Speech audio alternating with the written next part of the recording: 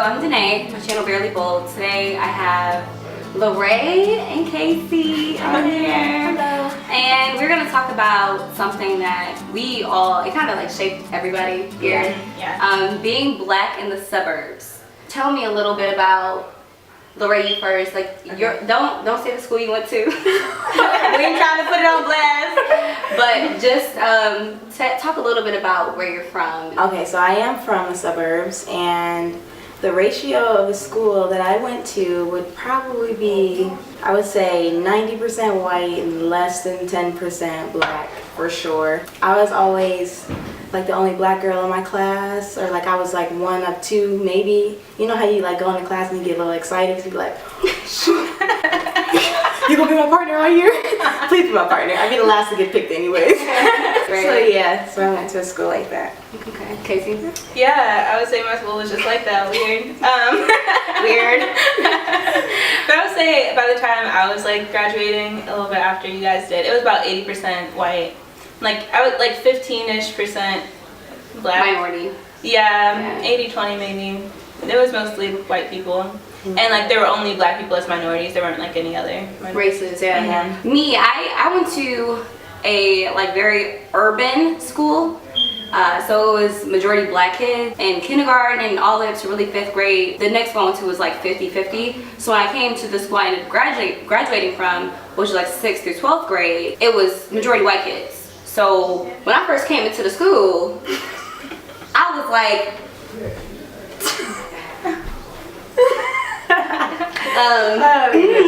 yeah. That's actually an emotion I probably need to describe in words for people that don't understand, because black people know what I'm saying. Yeah. Like, you know what I'm saying? But I just looked around, I'm like, I'm literally the only black person here. And it's just like an exclusion thing. Like, I just felt so excluded. And nobody did anything. Like, I just felt so excluded because there was no one that looked like me in the room. So this is going to be interesting. And I want you guys to be completely honest. Yeah. If you are sensitive or you're not open to understanding or learning, then don't watch this video. Yeah. Because you're gonna don't watch it with a negative mind. Like, I must ask some real questions and it's gonna get real. What is the craziest thing a white person has said to you? Somebody told me, they were like, Lorraine, to be honest, really, you're really a white girl in a black girl's body.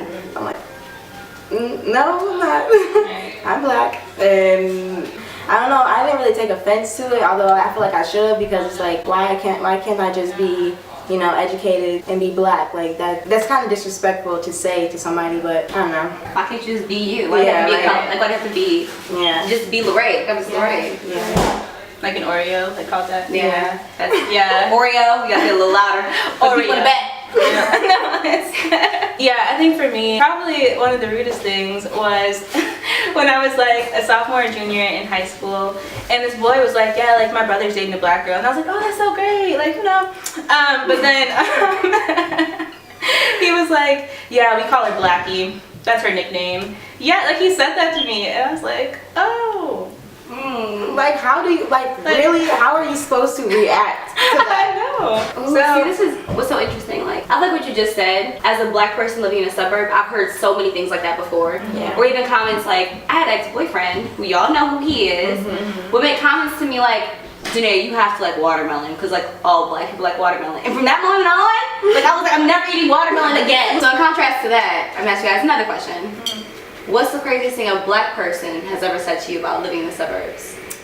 Okay, so I didn't get out of the city much, like back in high school, elementary school, whatever, because, you know, my mom made me live out here for a reason, you know, just to better my education system, whatnot. Right. But at the time, I had a best friend that had a lot of family in, like, you know, urban areas, and I used to always go with her because I used to want to go. Like, I used to want to get out of the city I lived in. So this one guy said to me, he's like, where are you from? You talk like you got some sense. I'm like, okay, like, I feel like you just like bashed yourself, because what do you mean? Like, you don't talk like you have sense? Like, what do you, if you could recognize it, you should fix it for yourself too. Like, you know? I completely agree. Yeah, for real. My black family would make comments every single like picnic, family reunion.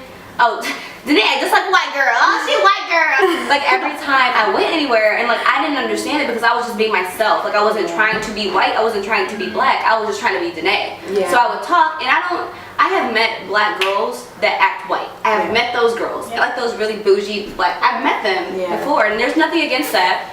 But I wasn't being that way. I was just being Danae. My voice has never changed.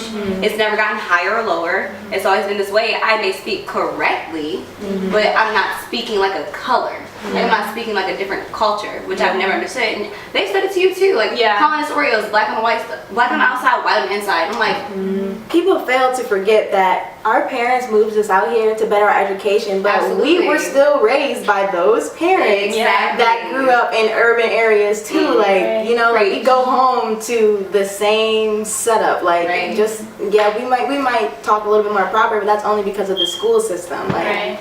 And there's nothing wrong with speaking correct English. It's all right. Like, it's literally, you're supposed to do that. And it's provided me with many opportunities. I'm sure it has you guys too, because I'm able to speak. First off, I'm able to relay to the majority in this country, which is white Americans. Like, obviously you want to be able to understand them and relate to them and be able to speak the way they do and understand what they understand. So she boomed me into an area where we could do those things, and it amazes me that there are black people that won't move into white neighborhoods because of the fact that it's a white neighborhood. But I mean, it's kind of like I can understand from both perspectives, because you know, it is a little bit annoying being a minority and people always questioning on why you're even here. Right. Yeah, it's a little uncomfortable. It is uncomfortable. It's definitely, you know. Yeah, that's so true. It's so uncomfortable. So speaking about like uncomfortable, have you guys had any experiences, like a defining experience that made you extremely uncomfortable? When they say like, oh, racism doesn't exist, right? Or like, it's not a thing. Like, I don't have a pencil or anything. But if I put this white piece of paper, I put a black dot in the center paper, what you gonna look at? The black dot. The black dot. Wow, every single time. You know what I'm saying? And I think that knowing that you're being looked at, or like knowing you're the only, it's frustrating, it's uncomfortable. So like, what has been your most uncomfortable experience, like in a white neighborhood or being the minority? I think it's just hard for me to like pinpoint one moment. I think a lot of little things have just like formed the way that I be myself, and like the way I be myself when I'm with other white people. I think that's the way it is for a lot of us too. Like, we'll be like I know that I'm smart, but like if I think that white people think I'm dumb, I'll say something that's like ditzy just because I'm like, oh, that's what they expected me, you know? Without even meaning to. Like, it's just like the way that, like, just little things from when I was younger, just like growing into. Like, and it's hard for like us to not question, like, are they reacting like this because of my race or because of who I am as a person? You know, I always think that in my head when I'm put in like certain situations. So let's say like being involved in like sports. We were cheerleaders, and it was a lot of uncomfortable moments, like, you know, being a cheerleader, and I always feel like I don't know if it's my skills or it's because I'm like black or whatever the case may be. And it is also hard, not even just like the racial like aspect of it, also when like, okay, this is like a minor situation, but like, okay, so for cheerleading, you know, we all want to wear our hair the same way. This is a big issue.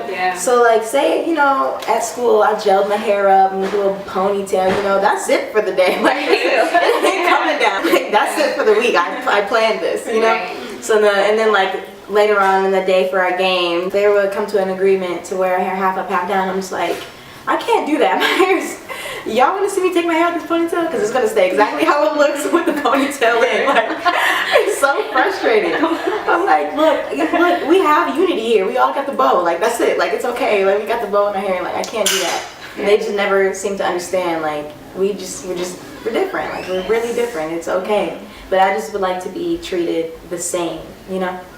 The same but different though. The same but different. Like, because it's okay. And everybody should embrace everybody's uniqueness, like not judge it and suppress somebody else. Like, that's not cool. Yeah, I think that's like a hard balance though, like to say like, yeah, I do want to be treated the same, but I don't want to be treated like, I also want to be like, for you to know that I'm different, you know? Just that like was with the hair thing.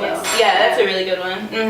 Working and like living in a white majority world, I feel like black people are misunderstood so often. Even with this hair situation, like they probably thought she just doesn't want to do it, but no, like I actually can't. This is how my hair is. I can't do it. But when I was like in high school, I played volleyball. My coaches, my freshman year, they thought I had an attitude problem because I wasn't smiling all the time. Like, and this is not a stereotype, I'm not stereotyping white girls, but the girls on my team at that time, all of them were always like, like, oh my god. And I'm just not that goofy. Like, I'm very mellow as a person. I'm very mellow. I have very dry humor. Like, I say really funny stuff and I laugh sometimes, but my facial expression, It don't. It looks negative, but it's really positive. Like I'm like, Yeah. but it's positive. Our cheerleading coach used to always say I had dry humor. Yeah. She remember her saying she always say that. It's like, And it's not okay. Yeah, I think that It's goes not into okay. like the deep like ingrained racism in people that they don't even know about. Like people don't even realize that they're like operating this way and like seeing the world stereotypically just because it's the way that they always have and like the way everyone around, like just the way the culture sees us. Right. Yeah. Right. That is so true. That's a big part of it, just like the way the culture sees us. Yeah. Because It's so sad though. it really is. Oh my goodness, let me tell you an example. My sister told me the other day, she was in like the 2nd grade, she was at recess and she was like jump roping. And you know like the little bobo, the little barrettes, right? They fell out her hair, you know, and her hair was like twisted, and then she went up to the recess guard and she was like, my bobo came out, can you put it back in my hair for me? And the recess guard was like, I'm sorry, I don't know how you guys do that. I don't know how you guys, I don't know how to do that. And I'm like, that's so sad. Like, that's mean. Like, But it just blows my mind because to me, if a little kid, I work in daycare, and then he comes to me and says, Miss Danae, like I have lice in my hair, because we don't get that typically. I'm not gonna go, oh yeah, I don't know what to do, like go away, let me get one of your kind.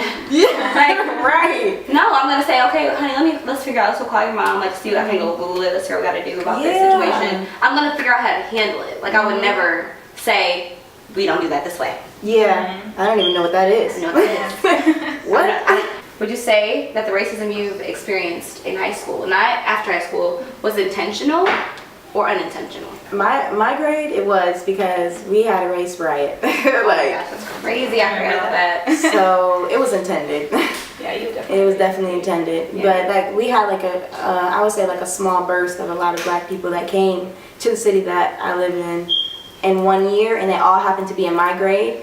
So I guess the white boys in my grade didn't really know how to react to that, and it maybe like struck fear in them because there were a lot of black people that came from the urban cities. I don't know, it made me excited. I was like, oh, what? Like I was so happy. I was like, wow, like yes, hi you guys, what's like, where you guys from? Like I was so excited. You were excited about the black people coming to the school. Yeah. Not about the race. Not about the race. Not about the race riot. Not about the race riot. Not about the race I was riot. scared about that. I was Yeah. real scared. And I was just like, what? Race riot? Yeah. What's going on here? Like it's crazy. The racism towards me was definitely intentional. Like there have been so many times, like people have made so many comments to me that were racist, more racist probably than the one that I said earlier. They were definitely intentional. And I went to high school went to school for a while with people from the race grade, and they just had some issues that they still need to work out, I'm sure. Yeah. But like they definitely were intending to be racist towards me. So I think that has like mixed my perception of white people as a whole. So I think that the majority of white people aren't intentionally racist. I really don't think they are. Yeah. I think they're just ignorant for the most part. Yeah. Not even white people, like people that are just in America. People back like first day of college, this Asian lady was like, yeah, are you like a halfie? Because halfies are like more attractive than the black people. I was like, what? Did you say that? What? Yeah. That's I was like, the term did you I've say never that? heard before. Yeah, she said happy. Happy. I was like, no, she was like Asian American. Like Oh my raised in gosh. America, born in America. So I'm like, But there are a lot of black people though. This is something we should address too. I am a black person. I'm a black woman. I don't claim any other race. I don't claim. Could I claim Puerto Rican, white, European? Sure, I could, because as a African American people are mixed race. Yeah. Because of what's happened in this country. But I am a black woman. Like at the end of the day. But there's a lot of black girls pretty black girls that go, oh well, I'm my auntie's best friend's niece is Cherokee Indian, and my mother's grandmother's friend's wife was white, and you know, and like so yeah, that's why I have like good hair and I'm pretty and stuff. Like there are black girls that do that. I've met them, and I roll my eyes every single time. I'm like, you're black. Like I've come to notice, like I'm embracing that I'm American. Like this is we are American. We are beautiful black women, like, and we're American. So it's just like it is what it is. Like we are our own foreign, if that's the term that you want to use. Yeah, like, we are. And we're so diverse. Yeah. The craziest thing a white person's ever said to me was, I've never seen an attractive black person before until I met you. She knows who she is. She knows who she is. But like she legit said this to me. I was like, have you been in the city for your whole life? Like, have you been outside of it? And she's like, well, no, not really. Like I've been through like the hood and stuff, but the hood. I'm like, okay, well, literally, there's so many like beautiful black women. Like, I guarantee, like Beyonce's not the only attractive black person in the world. Right. That neither is Halle Berry. Now, there's so many. Yeah. So many attractive black women. So overall, your experience going to a suburban school, would you say that it was a positive part of your life or negative? And like, would you have preferred to go to a majority? No, because the thing is, there's not many majority black schools that are not hood. Right. Yeah. There's not, unfortunately. I wish there were. But would you have rather gone to like a hood school or gone to the school that you went to? And do you consider it to be like a positive experience or a negative experience in your life? One of my best friends, her dad opened my eyes, and he basically said that, you know, we need to start looking at it from a better perspective. We need to look at it that we have the upper hand, because we do. Because we do go home to our parents that were raised in urban areas. Right. And so we're getting like game from them. Right. But also, we have been raised in pre-corporate America. So it's Right. like, we got the best of both worlds, and it may not always seem like the best, but it's only to better you at the end of the day. Yeah, I definitely think that it was a good thing for me to be raised in a white suburb, no doubt. Yeah. I think that, like, especially as I've been getting older and just getting into like the real world, like not in my little town that I'm from. You know, like I'm getting into the world, and it is mostly white people, and it's important to be able to relate to other people and just to like not like I do feel uncomfortable a lot of times still honestly around white people, but I think just have like a higher understanding of like who I am and who they are, and just like misconceptions. You know? Like it's just nice to. I just feel more comfortable, I think, than I would have if I hadn't. Yeah. And I completely agree. I think that that's the biggest thing. Is that I think a lot of black people that are now around white people assume that all of them are racist. All of them are racist, and they're just, you know, there's racist people. Whereas I have learned the difference between ignorance and racism. Yeah. When someone is just ignorant, they just don't know, and I have to tell them, and then when they're being intentionally racist. And I think being around different kinds of white people and people in general, not just white people, I've learned how to differentiate the two. So if you guys heard what Danae just said, y'all need to go watch that movie, American History X. Go watch that movie, I because watched that too. Yeah, I'd say that. yes, 7 thumbs up. If I had 7 thumbs, I'll put them all Girl. up. Yes, I'm gonna it's watch that it. good. You gotta watch it. Okay, so thank you guys for watching. Casey and Lorraine. Casey lives in far away from us, so she may not be on the channel much, but me and Lorraine are gonna start posting for sure. Yeah. More often together. Like this video, subscribe to the channel. Yep. Bye. Bye.